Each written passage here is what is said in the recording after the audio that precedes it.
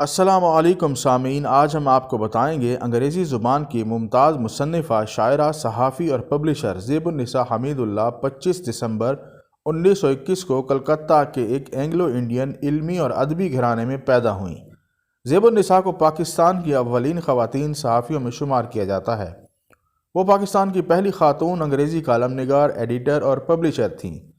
تقسیم ہند سے پہلے وہ انڈین اخبارات میں لکھنے والی پہلی مسلم خاتون کالم نگار تھیں۔ 1947 کے بعد انہوں نے انگریزی اخبار ڈان میں کالم لکھے، پھر اپنا ماہانہ میگزین مرر شروع کیا، جس کی اداریوں نے پہلے سکندر مرزا اور پھر ایوب خان کی ناک میں دم کیے رکھا۔ انہوں نے پلیز مسٹر پریزیڈنٹ کے عنوان سے ایوب خان کو مخاطب کر کے اداریوں کی ایک سیریز لکھی تھی۔ ایوب خان نے ایک اداریے کے جواب میں انہیں ریش ایموشنل کہا تھا۔ اس کے بعد انہوں نے ایک اداریہ نو تھینک یو سر کے عنوان سے بھی لکھا۔ زیب النساء حمید اللہ بے باک سیاسی مبصر تھیں اور انہیں حکومت پر تنقید کی بھاری قیمت بھی چکانی پڑی، لیکن انہیں حکومت کے خلاف اپنی نوعیت کی ایک منفرد عدالتی فتح بھی حاصل ہوئی۔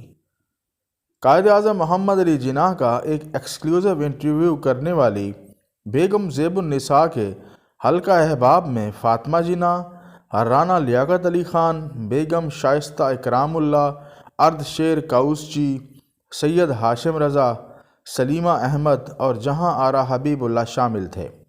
بیگم زیب النساء حمید اللہ 10 اپریل 2000 کو 79 برس کی عمر میں انتقال کر گئیں۔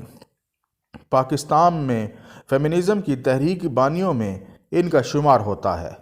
کراچی صدر میں واقع زیب النساء اسٹریٹ کا ان کے نام سے منسوب ہونے کا دعویٰ درست نہیں۔